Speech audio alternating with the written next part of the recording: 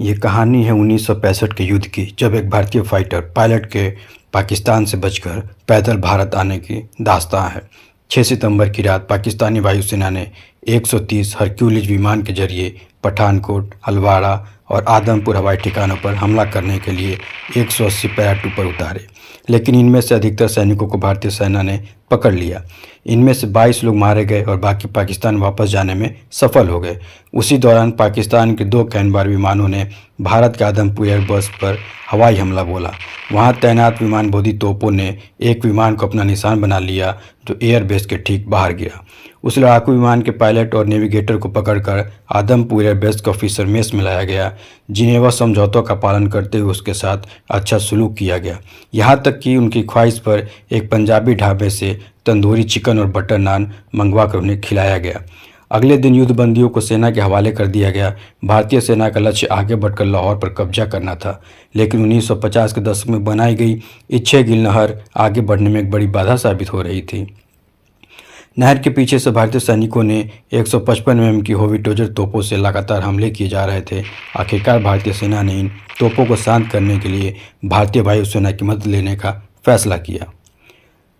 भारतीय वायुसेना ने युद्धक विमान ने इन तोपों को बंद कराने के लिए कई उड़ानें भरी। कई बार ऐसा होता था कि पाकिस्तानी सैनिकों के विमान भेदी तोपों के गोले और मशीन गन से चलाई गई गोलियां से इन विमानों को छेद कर दिया जाता था। भारतीय सीमा के अंदर घुसते घुसते उनके इंजन फ्लेम आउट हो जाते थे और भारतीय पायलटों को पैराशूट के जरिए नीचे कूदना पड़ता था।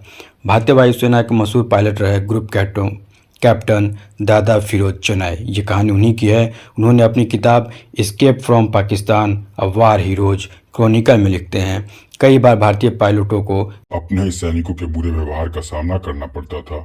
कम से कम वायुसेना के एक पायलट के पेट में भारतीय सेना के जवान ने संगीनी भोग दी थी और एक पायलट के कंधे में भारतीय सैनिक की ही गोली लग गई थी। यह सब गलतफहमी पाकिस्तान के पैराट्रूपर जानने के कारण हुआ था। फ्लाइट लेफ्टिनेंट इकबाल हुसैन के विमान का ईंधन टैंक पाकिस्तान के विमान बोधी तोपों की फायरिंग से पंक्चर हो जाता है। चिनॉय लिखते हैं, वे मेरे स्क्वाड्रन के थे। वो बमबारी करके भारत की सीमा में वापस लौट रहे थे। मैं उनका नंबर 2 था, इसलिए उनके पीछे पीछे चल रहा था। जैसे ही वे बेस पर पहुंचने वाले थे, उनका इंजन फ्लेम आउट हो गया। वो अपने पैराशूट की मदद से आदमपुर गांव के पास उतरे। मैंने ऊपर से ही देखा, उन्हें गांव वालों ने चारों तरफ से घेर लिया। उनके हाथों में तलवार थी। मैंने ऊपर से सूचना कंट्रोल टावर को भेजी। तुरंत 2 वायु सैनिकों को मोटरसाइकिल से उस गांव में भेजा गया, लेकिन वे जब तक पहुंचे इकबाल पूरी तरह जख्मी हो गए थे और बेहोश हो चुके थे। उन्हें सैनिक अस्पताल में भर्ती कराया गया। वो 4 दिनों तक आईसीयू में रहे। जब गांव वालों को अपनी गलती का एहसास हुआ तो उन्होंने उनके लिए रक्तदान भी किया। 1 साल बाद इन्हीं इकबाल हुसैन ने आदमपुर से जम्मू तक एक विमान में लिफ्ट ली। खराब मौसम के कारण जो विमान जम्मू के पास एक चट्टान से टकराकर दुर्घटनाग्रस्त हो गया। 90% जल जाने के बावजूद इकबाल ने 200 यात्रियों को जलते हुए विमान से बाहर निकाला। जब वे तीसरी यात्री को जलते हुए विमान से बाहर निकालने की कोशिश कर रहे थे, तभी विमान में विस्फोट हुआ और इकबाल हुसैन उस विस्फोट में मारे गए। 1965 की लड़ाई के अंतिम चरण में पाकिस्तान की L-155 तोपें भारतीय ठिकानों पर जबरदस्त गोलीबारी कर रही थी। उधर पाकिस्तानी वायुसेना के सेबर जेट्स ने लगातार हमले पर भारतीय सेना का आगे बढ़ना रोक दिया था। 10 दिसंबर 1965 की सुबह 7 बजे आदमपुर हवाई ठिकाने पर ग्राउंड लियाजो अफसर ने भारतीय युद्धक पायलटों को उनके अगले मिशन के लिए ब्रीफ किया।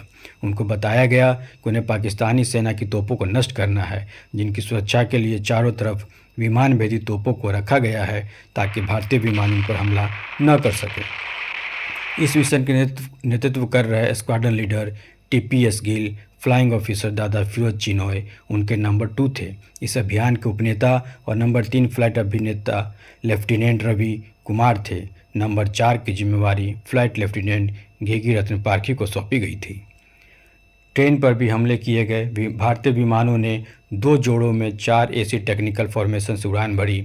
उन्होंने नीचे उड़ान भरकर तोपों को ढूंढने की कोशिश की, लेकिन वो कामयाब नहीं हुए। तभी उन्हें हथियारों को ले जाती एक ट्रेन दिखाई दी। उन विमानों ने उस पर हमला कर उसे बर्बाद कर दिया। जब वे विमान वापस लौट रहे थे तो उन्हें वो पाकिस्तानी तोपें दिखाई दी जिनकी तलाश में वो निकले थे, लेकिन वो उन पर बम नहीं गिरा सके क्योंकि उन्होंने सारा बम ट्रेन पर हमले करने में गिरा चुके थे। वापस लौटकर उन्होंने जीएलओ को अपनी रिपोर्ट दी। उन्होंने आदेश दिया कि जल्दी से खाना खाकर भारतीय पायलट बम लेकर दोबारा उस स्थान पर जाएं और बमबारी करें। फ्लाइंग ऑफिसर चिनॉय जब मेस में खाना खाने पहुंचते हैं तो वहां बहुत भीड़ लगी होती है। खाना परोसने वाला सबको खाना दे रहा होता है। उन्हें काफ़ी दिक्कत होती है। चिनॉय ने सुबह के मिशन में जाने से पहले कुछ नहीं खाया था। उनको बहुत प्यास लग रही थी। वे पूरे मिशन के दौरान उनका पसीना निकल चुका था और शरीर में पानी की कमी हो गई थी। उन्होंने वेटर से पानी लाने के लिए कहा, लेकिन वो इतना व्यस्त था कि उसने उनकी बात नहीं सुनी और उन्होंने चिनॉय से कहा उन्होंने वेटर से पानी लाने के लिए कहा, लेकिन वो इतना व्यस्त था कि उन्होंने उसकी बात अनसुनी कर दी। वे क्रू रूम में चले गए जहां फिलिप राजकुमार बैठे थे। उन्होंने चिनॉय से कहा, तुम कुछ पानी पी लो, पता नहीं कब तुम्हें पानी नसीब हो। चिनॉय ने जल्दी जल्दी एक गिलास पानी पिया और कमरे से बाहर निकल गए। जब वो बेस पर पहुंचे तो उन्होंने देखा कि उनके साथी पायलट अपने विमानों की तरफ बढ़ रहे थे। उन्होंने तुरंत अपना फ्लाइंग गियर पहना और वो भी अपने मिस्टीयर विमान की तरफ बढ़ गए। चारों विमान टेक ओवर करके उस इलाके में पहुंचे जहां उन्होंने पाकिस्तानी तोपें दिखाई दी थी। जैसे ही वो वहां पहुंचे, पाकिस्तान की विमान भेजी तोपें गरजने लगी। तेज गिल ने रेडियो पर कहा, पुलिंग अप टारगेट। 2 सेकंड के बाद चिनों ने ऊपर जाकर रेडियो संदेश दिया, number 2 connect target 9 o'clock rolling इन। उस समय चिनॉय की अपनी सीट के नीचे एक जोर का धक्का महसूस हुआ। दारा फिरोज चिनॉय लिखते हैं, ये धक्का ऐसा था मानो किसी खच्चर ने जोर की लात मारी हो। उसी क्षण मेरा इंजन सींज हो गया। इंजन फायर चेतावनी लाइट जल गई। मेरे जहाज़ की गति तेज़ी से शून्य पर जाने लगी। मेरा कॉकपिट धुएं से भर गया और मुझे अपने पीछे की आग की गर्मी महसूस होने लगी। उन्होंने संदेश भेजा, I am heat, engine flame out. धुआं और गर्मी इतनी बढ़ गई कि उन्हें न तो विमान का इंस्ट्रूमेंटल पैनल दिखाई दे रहा था और न ही बाहर कुछ। जब थोड़ा धुआं छटा तो उन्होंने देखा कि इंजन डेड हो चुका था और धुआं और आग की लपटें से कॉकपिट में घुसना शुरू हो गई थी।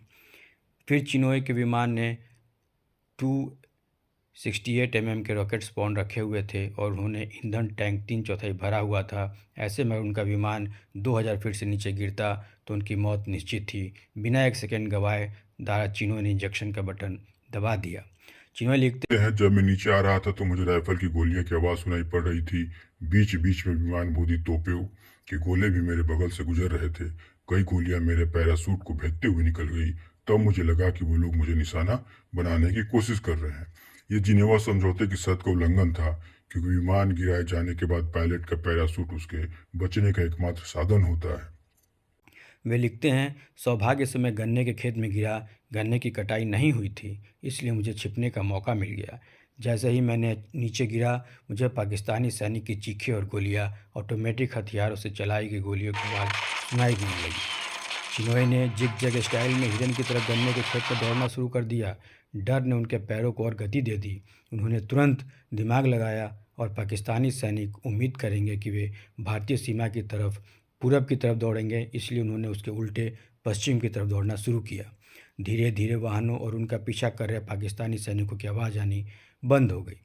दादा फिरोज चिनोय लिखते हैं, मैं फिर भी खेतों के बीच दौड़ता रहा और बड़े खेतों में गन्ने की आड़ में अपने को छिपाता रहा। थोड़ी देर बाद मैंने अपने दौड़ने की दिशा उत्तर की तरफ कर दी। 2 घंटे तक कभी तेज गति से दौड़ना और जॉग करने के बाद मैंने एक गन्ने के खेत में थोड़ा आराम किया। मैं थोड़ी देर के लिए ज़मीन पर लेट गया और अपनी उखड़ी सांसों पर नियंत्रण करने की कोशिश करने लगा। चिनोय याद करते हैं, मेरी पूरी कोशिश थी कि मैं जरा भी न हिलूं। मुझे पता था कि अगर मैं पाकिस्तानी सैनिक गिरफ्त में आ गया तो मेरे साथ कितना ख़राब सलूक किया जाएगा। मैं दुआ करने लगा कि जल्दी से अंधेरा हो जाए। जैसे अंधेरा हुआ, मैंने एक गड्ढा खोदा और उसमें अपना नक्शा, रडार, ऑथेंटिकेशन सीट और वो सभी चीज़ें गाड़ दी जिससे दुश्मन को थोड़ी बहुत मदद मिल सकती थी। मैंने अपने चेहरे पर कीचड़ मल लिया। मेरा जी सूट पूरी तरह से पसीने में भीगा हुआ था। मैं कीचड़ से सने होने के कारण काला दिखाई दे रहा था। थोड़ी देर आराम करने के बाद चिनोय ने अंततः पूरब की तरफ बढ़ना शुरू कर दिया। तब तक रात गहरी हो चुकी थी। चिनोय ने ऊंची घास और गन्ने के खेतों से गुजरते हुए आगे बढ़ना जारी रखा। वे जानबूझकर गांव और लोगों के बचकर निकलते रहे, क्योंकि उन्हें किसी एक शख्स या कुत्ते ने देख लिया तो शोर मचा देता। चिनोय ने महसूस किया कि वे सुबह सिर्फ एक चाय का प्याला पीकर निकले थे। उन्होंने पिछले 20 घंटों से पानी की एक बूंद भी नहीं पी थी। उनको भयानक प्यास लगी हुई थी और थकान भी उनकी चाल धीमे पड़ने लगी थी। गर्मी, घबराहट और लगातार दौड़ते रहने से वे बुरी तरह हाइड्रेट हो चले थे। उन्हें अंदाज़ा था कि अगर वो थकान की वजह से बेहोश हो गए और पाकिस्तानियों के हाथ पड़ गए तो उनके साथ बहुत बुरा सलूक किया जाएगा। हो सकता था उन्हें देखते ही गोली मार दी जाए। उन्होंने पहले कमर तक पानी वाली एक नहर पार की और फिर तेज बहाव वाली इच्छागिल नहर पार की। चिन्हों लिखते हैं, जैसे ही मैं अमृतसर बटाला रोड पर आया मुझे लगा कि मैंने भारत पाकिस्तान सीमा पार कर ली है। तभी मुझे एक गांव के बाहर कुआं दिखाई दिया। मैं दौड़कर उसके पास पहुंचा। मैंने घिरनी की एक बाल्टी से पानी खींचा। काफ़ी पानी पीने के बाद मैंने बचा हुआ पानी अपने सिर पर डाल लिया। प्यास बुझने के बाद मेरा आत्मविश्वास लौट आया और मैं अमृतसर बटाला रोड के साथ दक्षिण दिशा की तरफ चल दिया। वे जानबूझकर मुख्य सड़क के बचते हुए चल रहे थे। तब तक भोर हो चुकी थी। तभी उन्हें तामिल बोलती हुई कुछ आवाज़ें सुनाई दी। वे लिखते हैं, मुझे मालूम था कि किस तरह हमारे सैनिक ने फ्लाइट लेफ्टिनेंट विजय मायादेव और बोटो को संगीनें भोंकी थीं, इसलिए मैं बोल्डली जोर से चिल्लाया, कौन है वहाँ? मैंने उनके चेहरे के भाव पढ़े। कीचड़ से सारोबार गंदा जी सूट पहने हुए मुझे देखकर वो भचौके से रह गए, लेकिन उनमें से एक ने तुरंत मेरे ऊपर राइफल तान कर कहा, हाथ ऊपर करो। मैं घुटने के बल बैठकर अपने हाथ ऊपर कर दिया। भारतीय सैनिक ने दादा फिरोज चिनोय से सवाल करने शुरू कर दिए।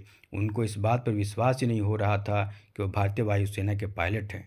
चिनोय ने कहा कि वो अपने अफसर को बुलाएं। जल्द ही एक सूबेदार मेजर जीप चलाता हुआ वहां पहुंचा। उसने भी चिनोय की बातों पर विश्वास नहीं किया।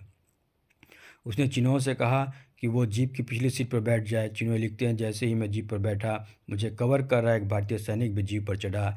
गलती से उसकी उंगली उसके राइफल के ट्रिगर पर पड़ गई। उसके राइफल से गोली निकली और मेरे ऊपर सिर के करीब 1 इंच की दूरी से निकल गई।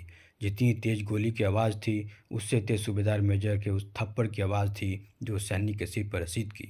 उन्होंने कैप्टन के पास ले गए, उससे मेरा परिचय कराया। उन्होंने मेरा परिचय पत्र मांगा। जिन्होंने कहा कि जब वो किसी मिशन पर जाते हैं तो कोई परिचय पत्र नहीं ले जाते। कैप्टन ने फ्लाइंग लेफ्टिनेंट द्वारा फिरोज चिनोय की यूनिट की लोकेशन और उनके कमांडर के बारे में सवाल पूछे। चिनोय ने उन्हें बताया कि ग्रुप कैप्टन जो क्लैड उनके स्टेशन कमांडर हैं। चिनोय लिखते हैं, तभी कैप्टन ने पूछा कि क्या आप किसी कहानी को जानते हैं? मैंने जवाब दिया, हाँ, वो मेरे यूनिट में फ्लाइट लेफ्टिनेंट है। उसका अगला सवाल था, क्या वो मोटे और मौने सिख हैं? मैंने जवाब दिया, नहीं, वो दुबले पतले दाढ़ी वाले सिख हैं। ये सुनते ही उसके चेहरे पर मुस्कान आ गई। उसने मेरी तरफ अपना हाथ बढ़ाते हुए कहा, हाय, मैं कैप्टन कहाई, फ्लाइट लेफ्टिनेंट कहाई का चचेरा भाई। उसके बाद उन्होंने मुझे नाश्ता कराया और कॉफ़ी पिलाई। नहाने और तरोताज़ा होने के बाद कैप्टन कहाई ने उन्हें एक जीप में बैठाकर एयरफोर्स सेंटर अमृतसर की तरफ रवाना किया। चिनोय इतने थके हुए थे कि जीप चलते ही वो गहरी नींद में चले गए। उनकी आंखें तब खुली जब जीप एयरफोर्स सेंटर के गेट में घुस रही थी। तभी अचानक पाकिस्तान के 4 सेबर जेटों ने एयरफोर्स सेंटर के डार यूनिट पर हमला कर दिया। इतनी मुश्किलों से बच निकलने के बाद चिनोय का बम हमले में मरने का कोई इरादा नहीं था। उन्होंने दौड़कर बमों से बचने के लिए एक बंकर में शरण ली। अमृतसर का स्टेशन कमांडर ने उन्हें अपनी जीप से आदमपुर के वायुसेना ठिकाने पर ड्रॉप करवाया। जब चिनोय ऑफिसर मेस में घुसे तो उनके साथियों का चेहरा देखने लायक था।